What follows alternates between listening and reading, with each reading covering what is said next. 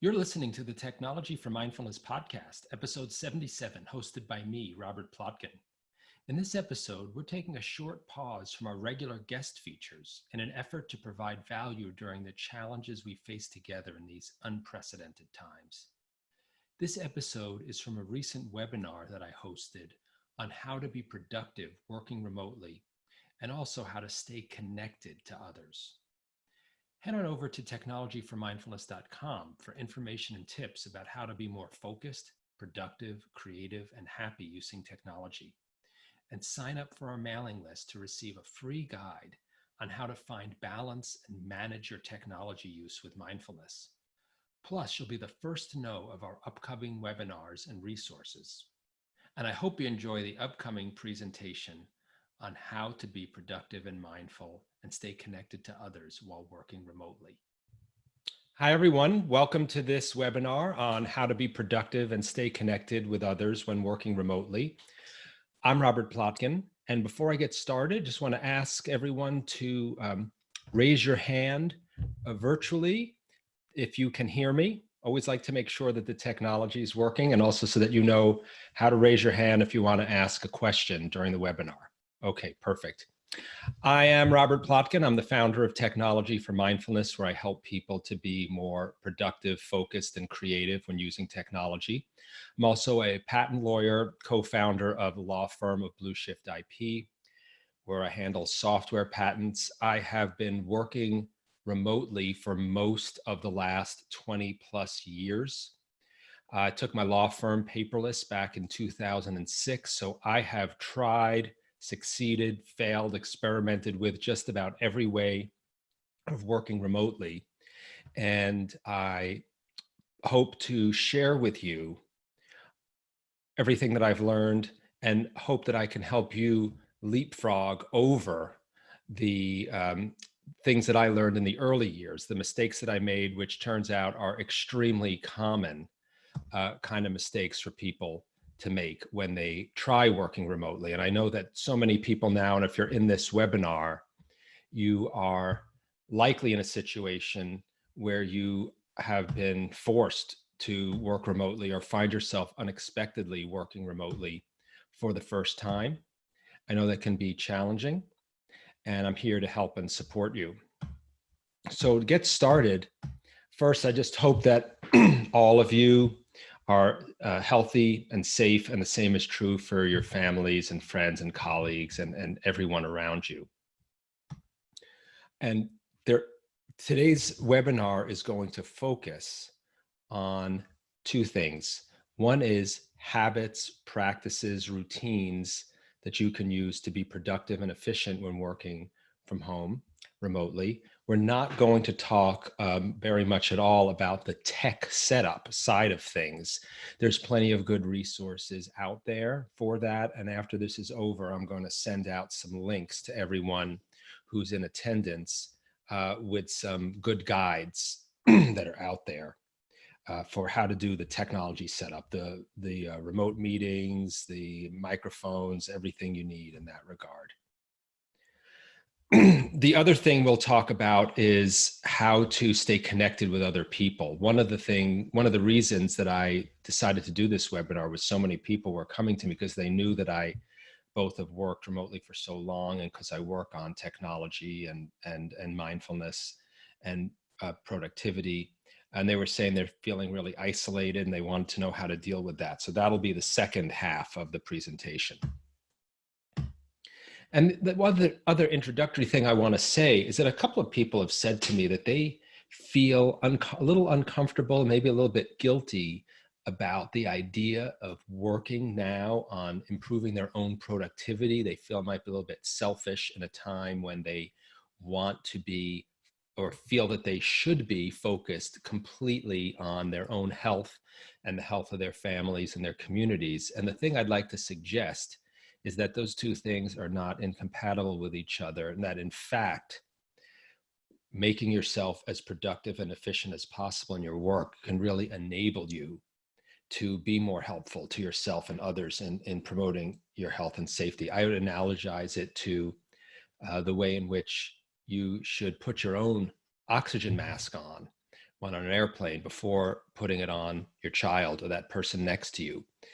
Protecting yourself, protecting your job, your income, your business, and enabling you to get your work done gives you more time to attend to yourself and the rest of other people around you, and actually promotes your health and safety. If you're connecting with others digitally now, remotely, you'll be less tempted to go outside, meet with people face to face in a way that is not safe or healthy. So I hope that's helpful if you're having any of those feelings or misgivings. So let's just start. And remember, if you have any questions, you should feel free to just post them into the Q&A, and I'll try my best to answer them as we go. And there'll be a few polls as we go as well. And the last thing is I may go a little bit quickly, but this will be recorded, and I'll make the recording available. Someone doesn't hear. There's someone posting saying that they don't hear. Is anyone else? Why don't you post yes if you can hear me? Okay, great. Excellent. Okay, good.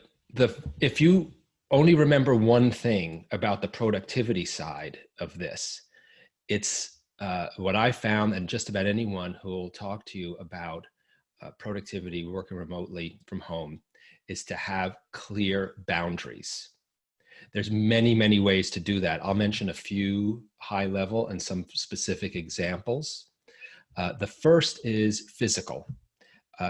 I strongly suggest that you find a way to set up a physical workspace that's distinct and dedicated to work in your home. If you have the ability to have a separate room, I know not everyone has that space or that ability, but that's ideal. A separate room with a door far away from the kitchen and the television, the living room. A couple of reasons for that. And let me just say, if you don't have the ability to have a separate room, it could be a part of a room. If it's part of a room, you may want to have your desk facing the window, so any other distractions, personal things are behind you. You're not seeing them, being distracted or tempted by them. You can put a curtain or some other kind of divider around you to create the equivalent of a room. And many people are doing that. And I'm going to share a link to some really creative ways which people are doing that right now.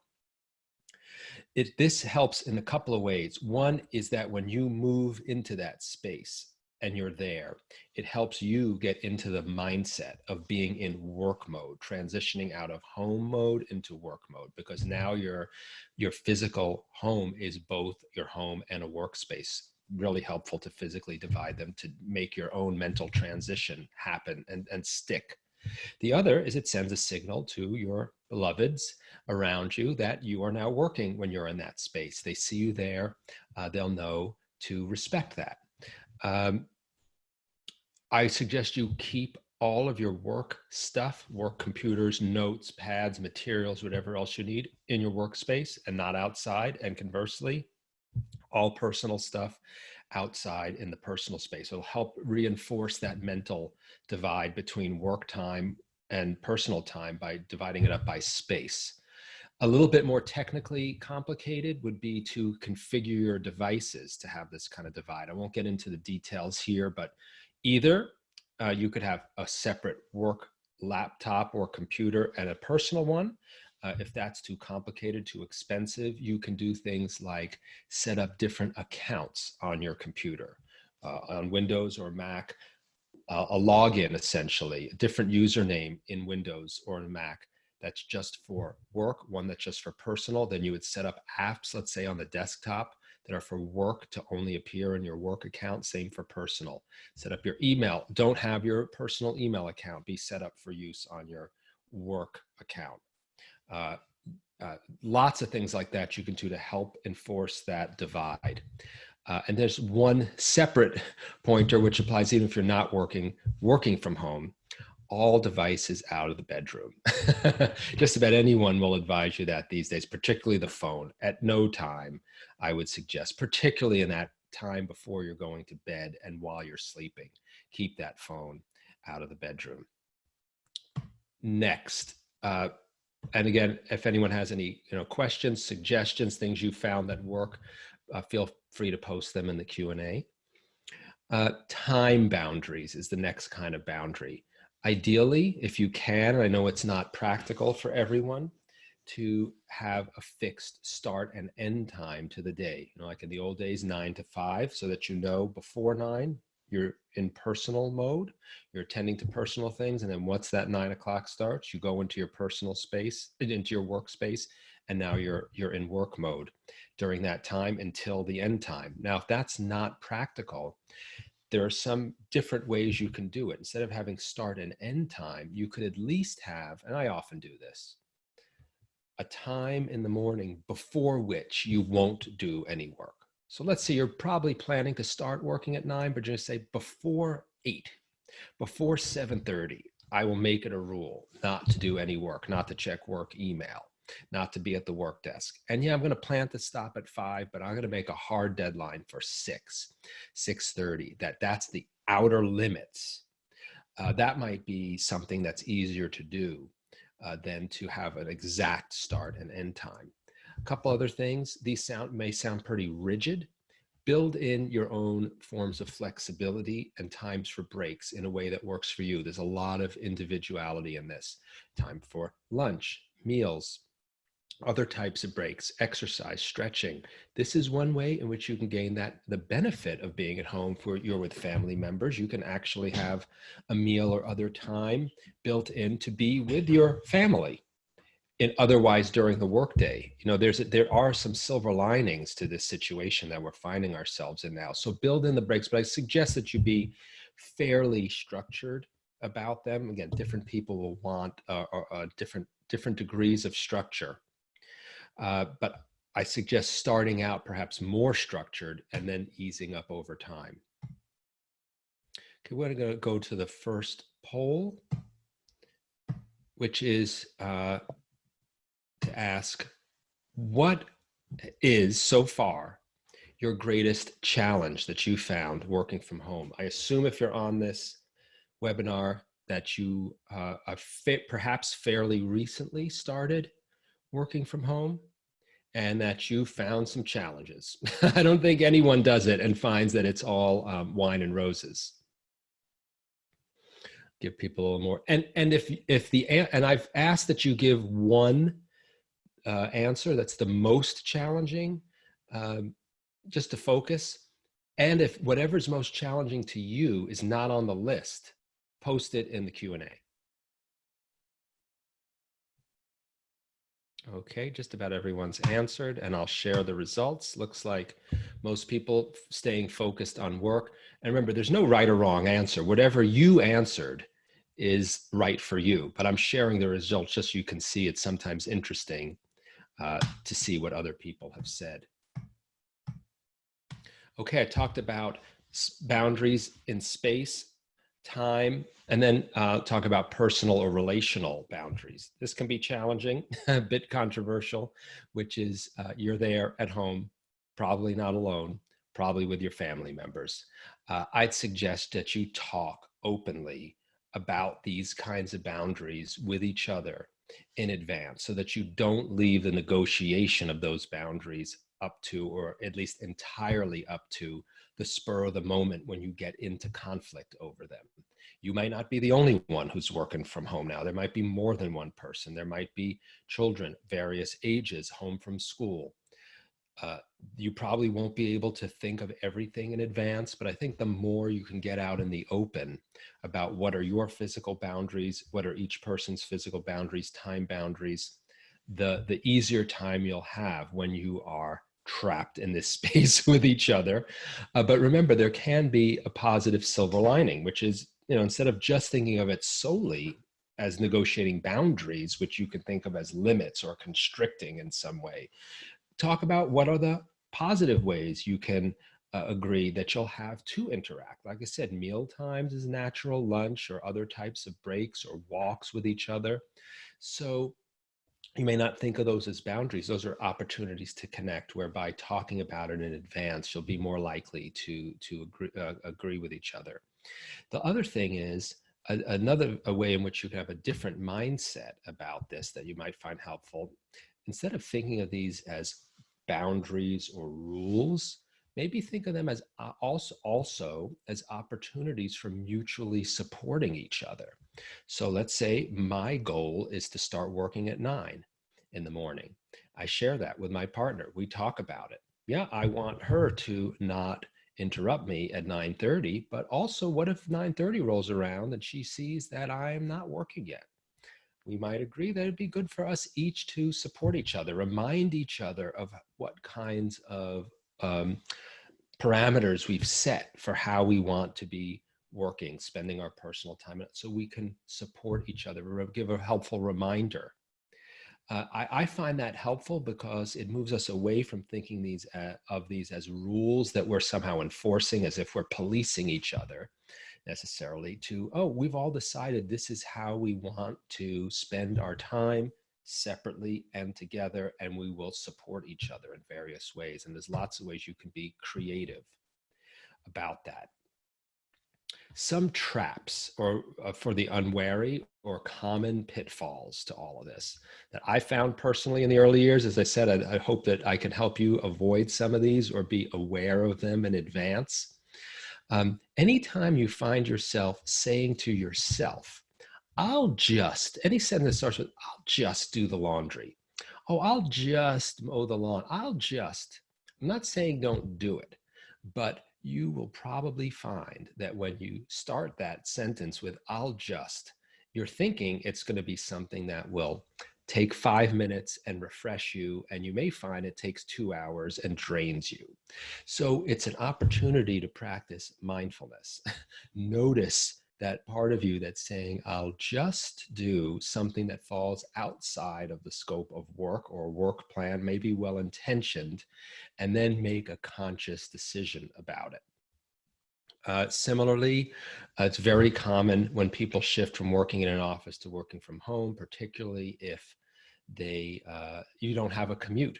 And you think, oh, my commute used to be an hour and a half, 2 hours round trip. I'm going to have so much extra time now at home. It is really easy to overestimate how much extra time you're going to have.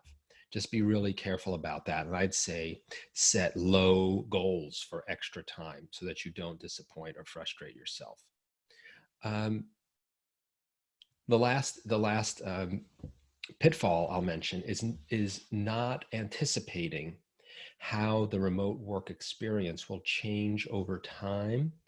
It's very common when people start in that first day, first week of working remotely, to actually feel that it's really positive overall. You don't have that commute. You can be more relaxed. You have more time because of the lack of commute and other things. You don't have to go to meetings and so forth. You may find just energy from the difference, how it's a new experience you're having. Just be prepared, and I'm not trying to burst your bubble. Be prepared for those things to fade and change. The novelty will wear off if in the first couple of days other people, maybe because in this current situation we're in, are also working from home, adapting. Maybe people are hunkered down. They're not reaching out to your phone. I'm getting less messages from people. I'm getting more done. That will start to change over time. People will start reaching out to you, calling, emailing, other things just like before.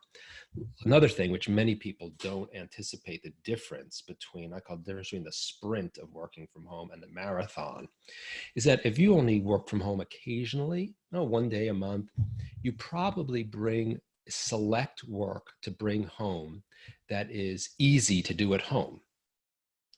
And then you leave the rest of the work to do at work.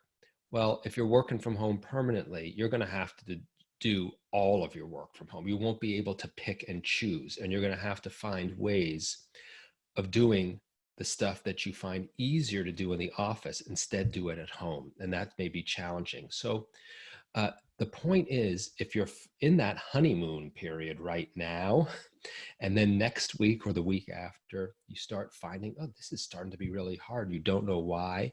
My main suggest is just know that's natural, know that's to be expected. There's nothing wrong with you. You're not doing anything wrong. It's just a natural part of the process of extending what was a short-term thing into something long-term. And there are ways to deal with that. Go to our next poll, which is, now that you're working from home, what is your greatest fear about working from home? Again, pick the number one for you if there's more than one on this list that resonates with you.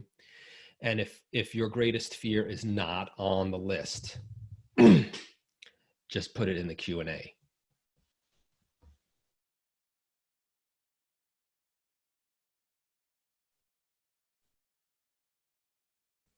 While people are answering, I'm going to let you in on a little secret, which is that I am not in a brick-lined bright room right now. I'm using a Zoom virtual background, which you might have picked up on when you see, my ear disappearing or something, my chair appearing. Check it out. They're free in Zoom. They can be really helpful if you want to provide a different appearance to people when you're using Zoom. All right, I'm going to end the polling and share the results.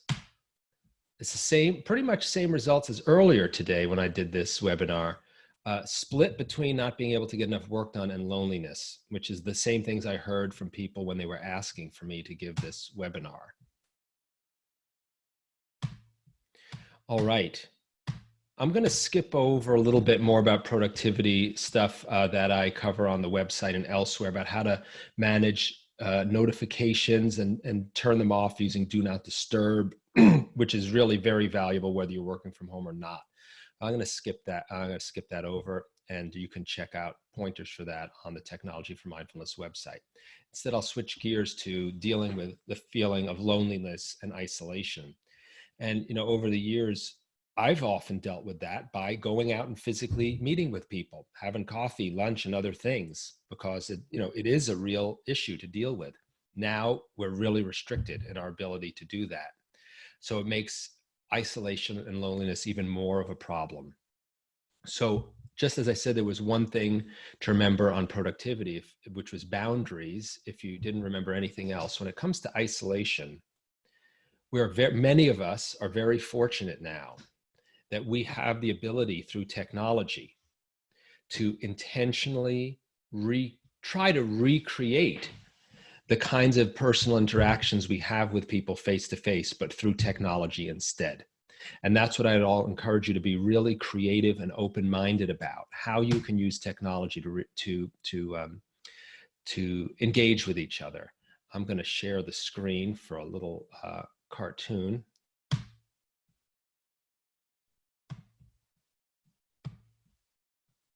Hope you can see that.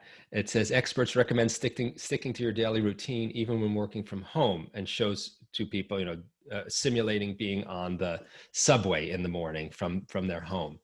And it's meant to be funny, but there's something really valuable about that.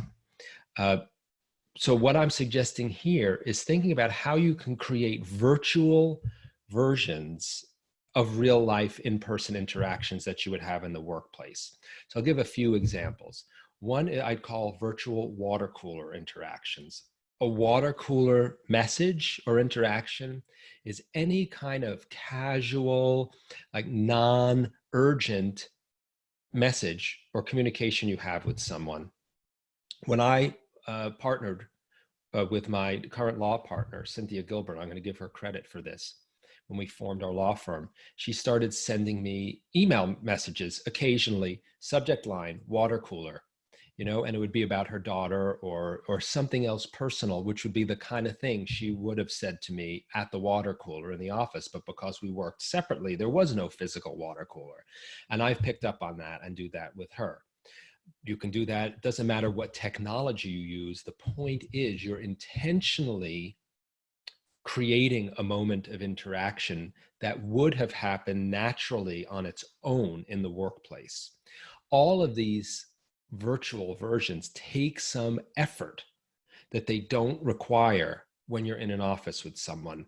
And for that reason, um, I'll let you know they're going to feel awkward when you do them, at least at first. So be prepared for the feeling of awkwardness. And I encourage you not to let the awkwardness discourage you from engaging in these. You know, in mindfulness talking, we talk about moving into, diving into, leaning into an uncomfortable feeling. This is a great example of that. I'm just seeing if there's a question. No.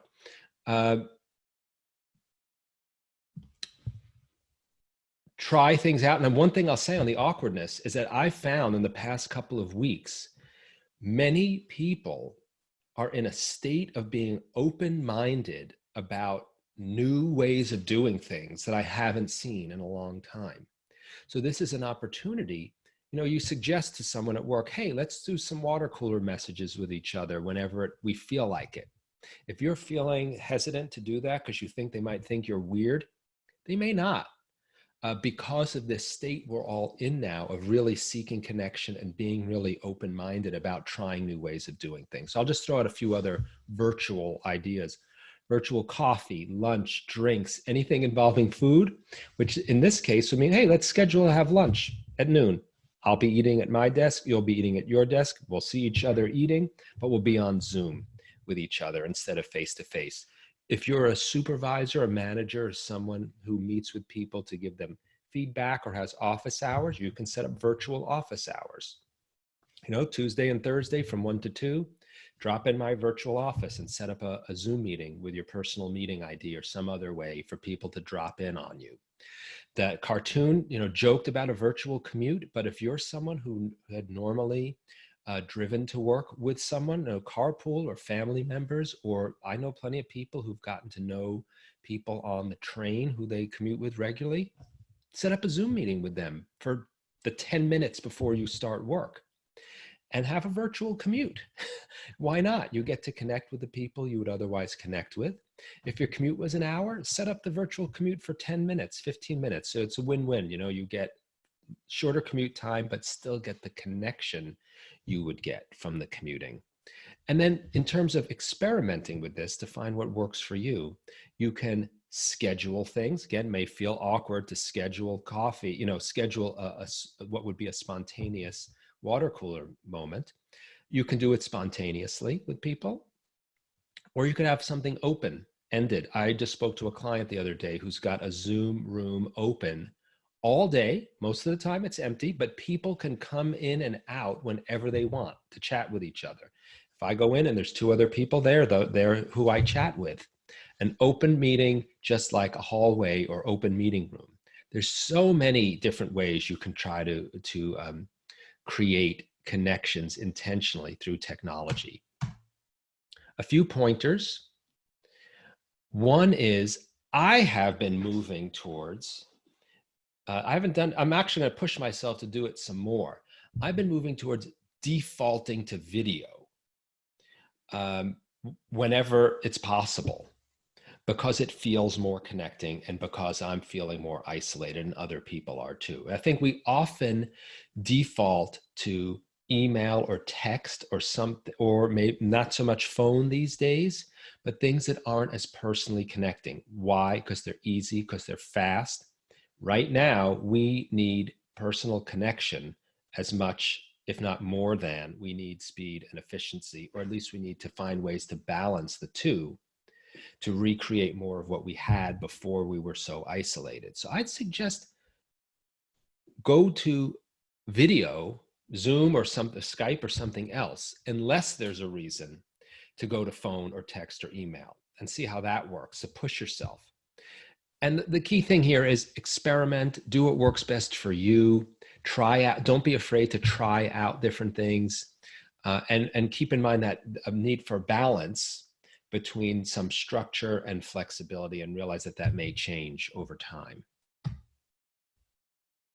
I'm going to share something else a little lighthearted here. This is when you're working from home and your boss messages you about doing a Skype meeting.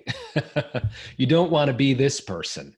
And so what is my suggestion here about traps for the unwary.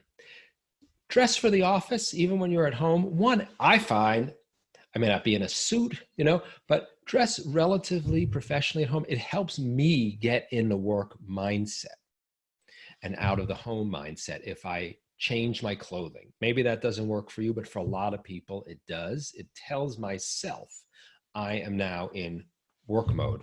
The other thing is, with more people moving to video, you may very well find someone says on the spot. And if it's your boss or a client or someone you can't say no to, you may find you can't say no. And they say, let's do video right now. So you want to be ready. Also, why it's maybe good to have a virtual background or a curtain or something else. Here's a trap on the Zoom virtual backgrounds. You need to be ready for someone who says, let's do a Google meeting or something else that's not that's not Zoom, and your virtual background won't work. There are cheap curtains that have fake backgrounds. I've got one that has a brick wall, wood panel, other things. They're pretty cheap. They're probably all out of stock on Amazon right now, but you can set them up in a few minutes. 2 stands go up quickly. You hang them across a rod. Again, if you don't want to feel stressed out about cleaning up your office, your workspace, or people seeing other things. It does not always stop my cat from walking in front of my monitor. Okay. I said already, be prepared for virtualized meetings to feel a little awkward at first. The last thing I'll mention for any of you, and I know we're getting close to time, for any of you who are in a supervisory position of any kind, whether that just means supervising individual people or in a position to make policy, I think it's really important now for people in those positions to make clear, provide clear guidelines now about communicating, including engaging in these kinds of informal personal communications during, quote, work time. Because of course the line has blurred now between personal and work. It's important that people feel comfortable getting on the company's Zoom to have a water cooler conversation. If they think they're going to be penalized for that or judged by management for that, they're not going to do it, and they're going to feel more isolated. So people need to feel that they have authorization from on top to initiate these kinds of communications with each other. On the flip side, people need to understand that someone on the receiving end may not be open to that at the moment. Just like if you walk by someone in the office and say, hey, can I, if you knock on someone's closed door, it would be okay for them to say, I'm busy right now. There needs to not be pressure to be receptive to these kinds of communication. So I think there's going to have to be a lot of thinking going on at the management supervisor level about how to set some clear guidelines are clear enough, but also have enough flexibility in them so that people feel comfortable getting the personal human connections they need, while of course having the productivity that we need in the workplace. And it's going to be an ongoing conversation and process. All right, we're just about done. I'm going to do our last poll, moving a little bit more towards the positive here, which is, what is your greatest hope about working from home? There's a lot that's positive about it, and can be, even in this, most trying time that we're going through. Once again, I'll keep a lookout for, I missed someone's other previous answer. If you have an answer that's not on the list, just post it to the chat or the Q&A. Looks like a couple more people have yet to vote. Great. All right, I will end the polling. Yeah, that seems pretty common, more free time due to the lack of commute. I think after an adjustment period, that's very, very reasonable to expect that you'll have more time. And interesting, a good number said, I'll be more connected to my family. It's a real silver lining, despite the potential challenges and ways in which you might rub against each other in a conflictual way. It's a lot of great opportunities to reconnect with your family in ways that you couldn't otherwise.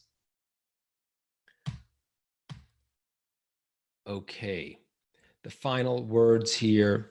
I've already said this about being prepared for the sprint versus the marathon. So I think the last thing I'll say, I know I said I wasn't going to talk a lot about the tech, but there is an aspect of that I would like you to learn from my experience, which is be prepared to need backup tech in ways that you might not at work.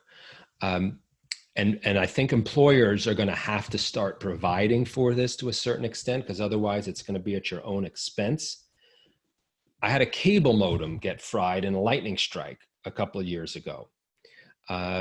One, get a surge suppressor that lets you connect your cable into it. If you've got cable internet, think about stuff like that. Have another cable modem or whatever your modem is, your router. Have extras in the closet. I do that because I'm in a rural area.